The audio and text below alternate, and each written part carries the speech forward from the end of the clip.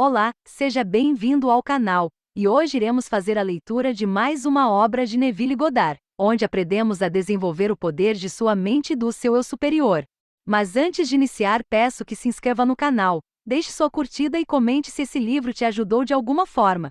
Isso nos ajuda bastante para continuar a trazer conteúdos incríveis para vocês. Bom estudo! Ele desperta em mim. Palestra realizada em 24 de março de 1967. Neville Goddard. O assunto desta noite é Ele acorda em mim. Devo dizer, Ele desperta em nós. Quem é Ele? O Senhor Jesus Cristo que está crucificado em nós. Ele nunca foi crucificado em nada fora do homem, e porque Ele foi crucificado em nós, Ele deve ressuscitar em nós. Paulo disse: já estou crucificado com Cristo, não sou eu que vivo, mas Cristo que vive em mim. E se fomos unidos a Ele em uma morte como a dele, certamente seremos unidos a Ele em uma ressurreição como a dele. A ressurreição, embora não descrita em nenhuma parte das Escrituras, é realmente a marca d'água, o próprio centro da fé cristã. Como Paulo disse, se Cristo não ressuscitou, então nossa fé é vã e nós somos, como homens, os mais dignos de pena. Domingo de manhã as igrejas vão proclamar que Cristo ressuscitou, e deveriam, porque Cristo ressuscitou, mas como sabemos disso? Pelas testemunhas. Por aqueles que experimentaram a ressurreição. A experiência da ressurreição na vida dos apóstolos é o testemunho interior indispensável, sem o qual Jesus Cristo poderia ter sido ressuscitado, mas não poderia ter sido pregado como ressuscitado.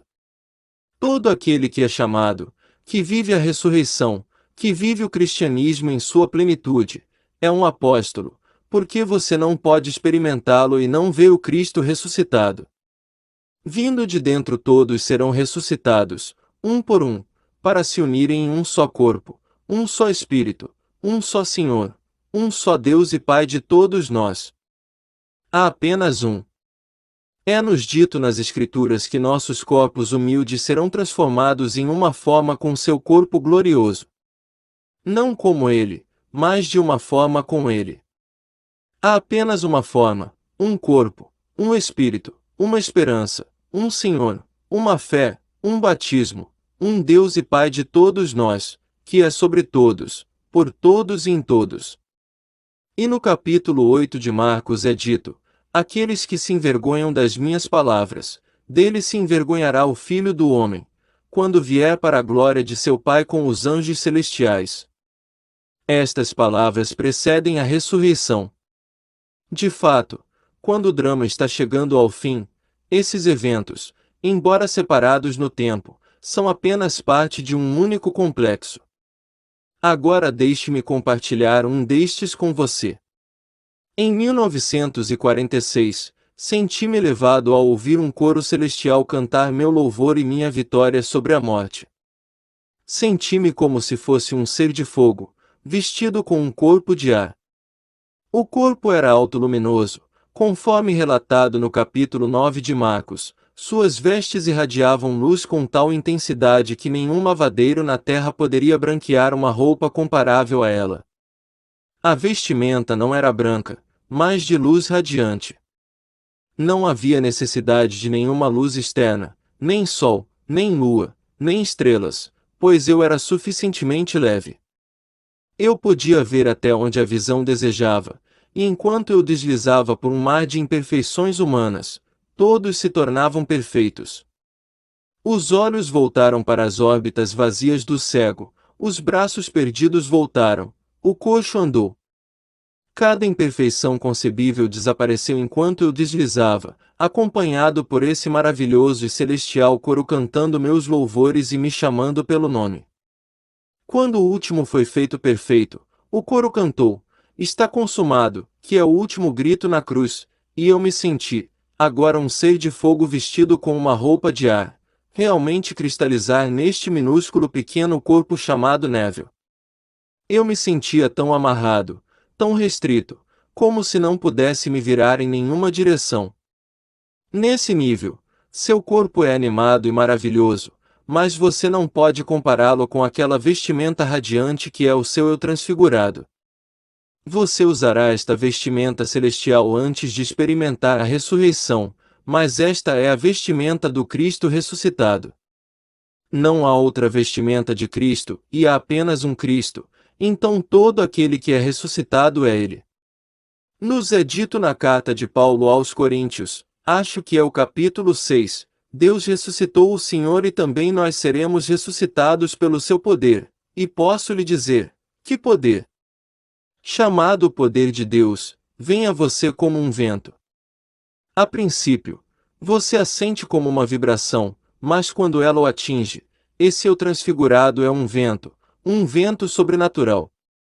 Então, em 1959, veio a ressurreição, seguida pelo meu nascimento em uma era inteiramente nova.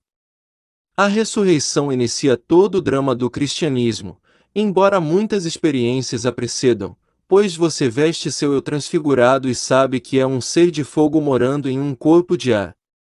A ressurreição vem tão de repente. Não há aviso, pois neste estado transfigurado você é instruído a não contar a ninguém até que o Filho do Homem seja ressuscitado dos mortos. O homem foi ensinado a acreditar que um homem foi crucificado em uma árvore de madeira, retirado dela e colocado em uma sepultura, e não é bem assim. Cristo, o grande Messias, está enterrado em você como seu poder criativo e sabedoria, que é o poder criativo e a sabedoria de Deus rebaixados a este nível. Enterrado em você, ele sonha com experiências horríveis, mas no final esse poder começa a se agitar e, ao fazê-lo, cumpre tudo o que foi predito nas Escrituras a respeito de si mesmo. Agora ouça as palavras de Moisés, o estado eterno do profeta pelo qual todos os homens passam, conforme registrado no livro de Deuteronômio. A ele você deve prestar atenção. Não leia esta passagem superficialmente porque as traduções são estranhas. Volte para encontrar o significado hebraico para cada palavra na frase. Tomaremos apenas uma palavra, traduzida na versão padrão revisada como entre, e na versão King James como meio.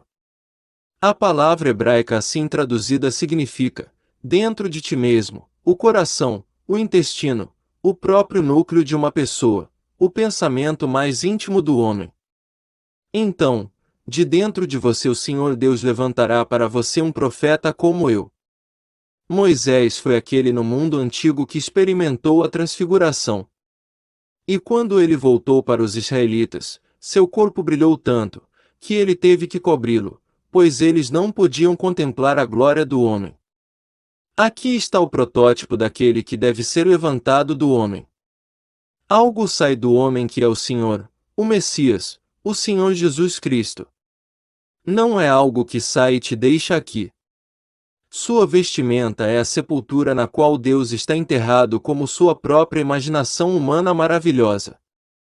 Tudo em seu mundo é produzido pela imaginação.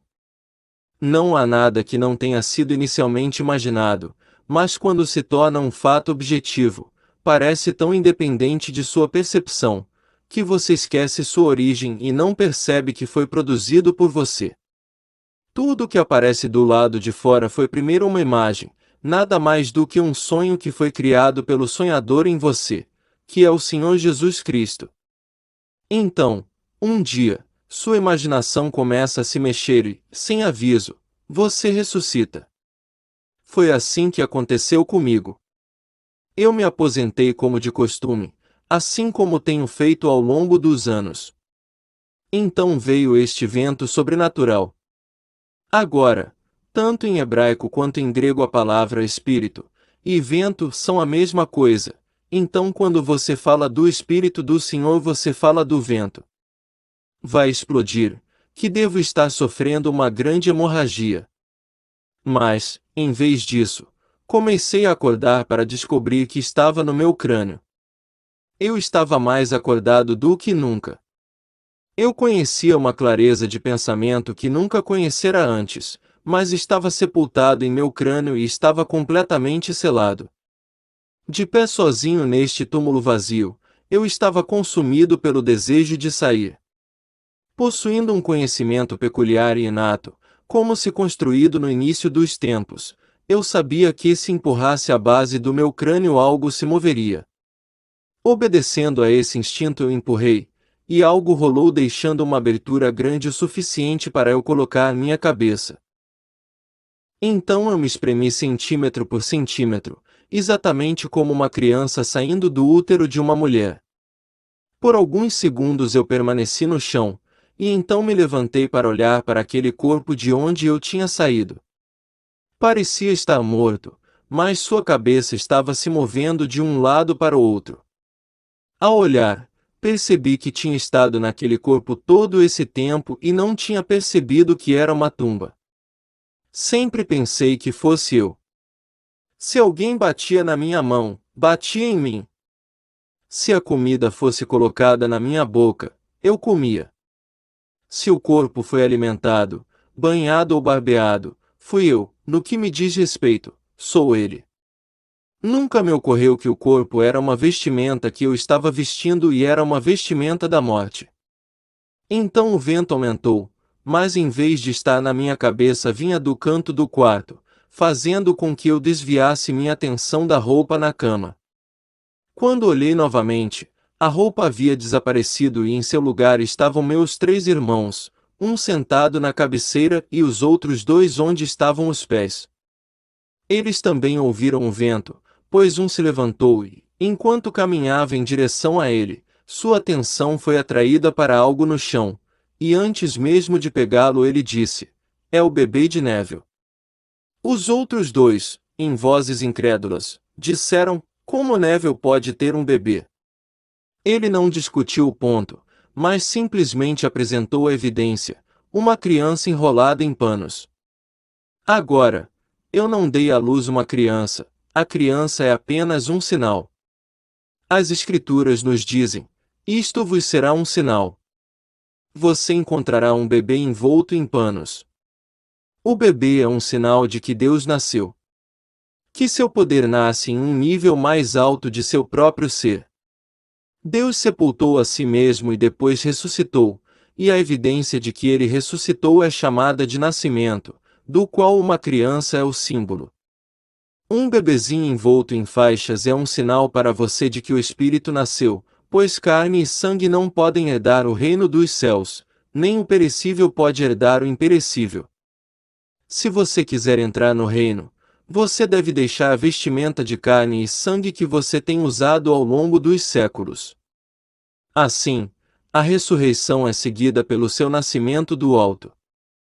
Em seguida, vêm todos os outros eventos, que se estendem por um período de 3 anos como nos é dito nas Escrituras.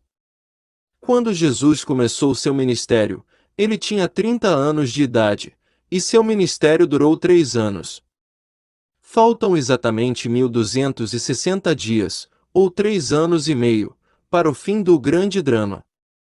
Então, como nos diz o livro de Atos, agora na forma de um chamado Paulo, você permanecerá no mundo porque é grande a necessidade de persuadir os outros do reino de Deus e da verdade a respeito de Jesus Cristo, e alguns serão persuadidos pelo que você diz, enquanto outros não acreditarão. Então você partirá deste mundo para nunca mais voltar, pois terá se elevado a um poder superior e saberá que é o único Deus e Pai de todos. Não há muitos Cristos correndo por aí. Não muitos Messias, apenas um. Estamos todos unidos em um corpo, um Espírito, uma esperança, um Senhor, uma fé, um batismo, um Deus e Pai de todos nós.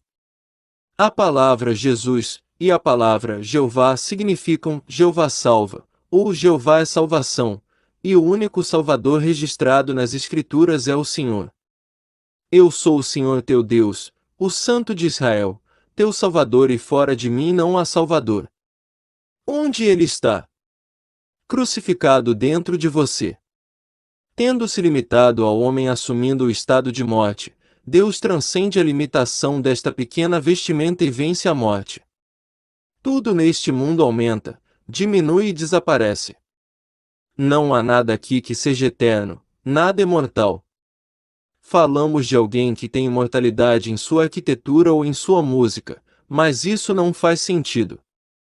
Este é um mundo de morte onde até a montanha mais concreta se decompõe. Mas há algo enterrado no homem que é imortal, destinado a superar sua limitação autoimposta. E quando ele se levanta em você, você é quem está subindo. E quando a união acontece, não é outra. Sem perda de identidade, você usará as vestes de Cristo ressuscitado. Sem perda de identidade, todo filho nascido de mulher usará a única vestimenta de Cristo ressuscitado. Não me peça para explicar o mistério de como alguém pode conter tudo, mas ele contém. Você pode perguntar como seu corpo pode conter bilhões de células, ou seu cérebro bilhões de átomos. Eu não sei. Como posso dizer que meus próprios lombos contêm tantos filhos quantos sou capaz de gerar? Todos eles vêm de mim, mas parecem ser muitos corpos quando entram neste mundo, mas no final todos eles serão reunidos em um só corpo.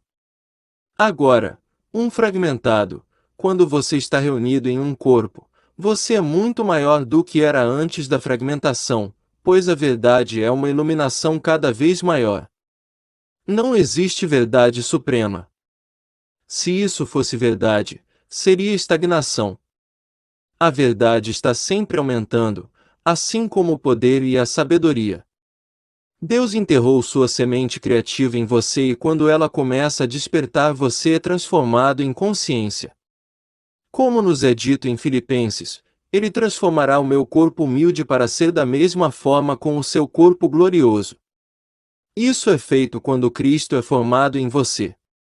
Seu corpo humilde é transformado em uma forma com o corpo glorioso dele, pois como ele é formado em você, ele é seu próprio eu. E quando você é ressuscitado dos mortos você deve ser ele, pois somente o Senhor é ressuscitado.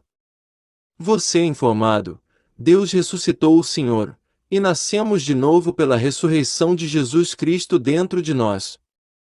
Se Jesus Cristo está dentro, e eu nasci de novo através de sua ressurreição, e não vejo outro, mas sei que ressuscitei, então o encontrei, não como outro, mas como minha própria e maravilhosa imaginação humana.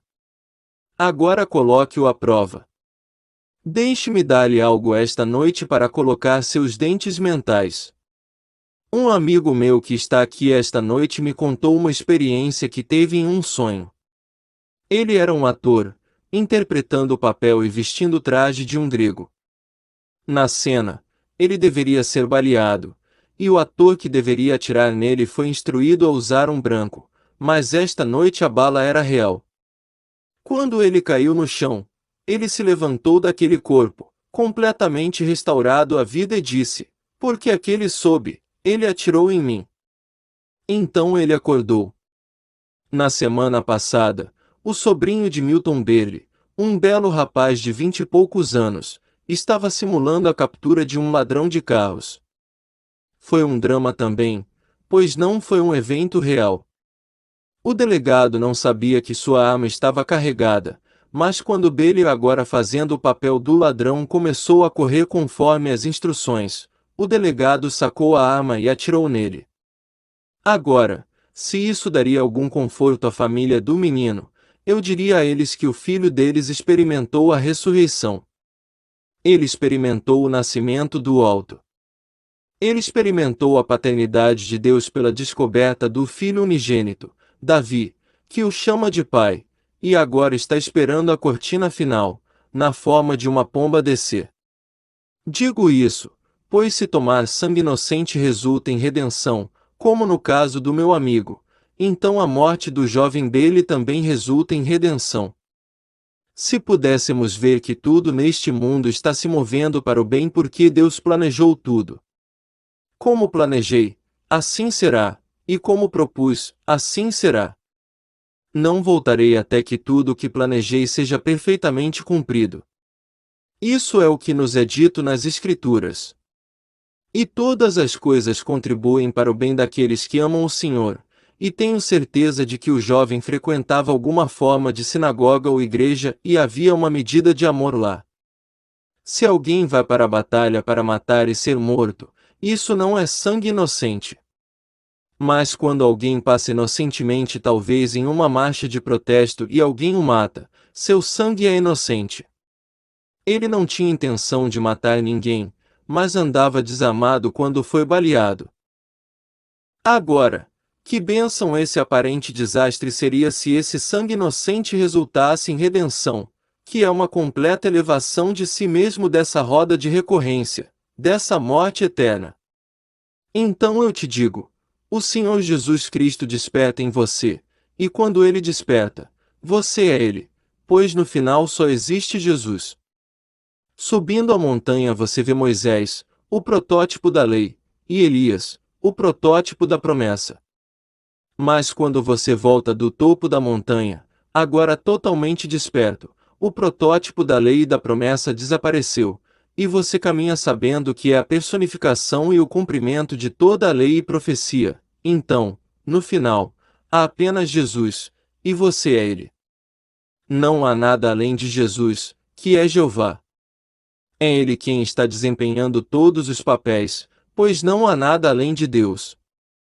Assim, no final, todos despertarão, pois todos são esse ser que é o Elohim, a unidade composta de um feito de outros. Nós somos os deuses que concordaram com a unidade de sonhar em concerto. Essa é a unidade. Aqui está o sonhador, a assembleia dos deuses em perfeito acordo. Em uma consciência, concordamos com a peça e nos tornamos fragmentados, mas apenas o Deus único está desempenhando todos os papéis. Você diz eu sou, antes de dizer qualquer coisa, e eu digo eu sou, antes de dizer Neville. Se o seu nome é João, antes de dizer o João, você diz, eu sou. Esse é o nome de Deus. Ele não tem outro nome. Você não pode dividir eu sou, mas você o vê fragmentado quando vê outro.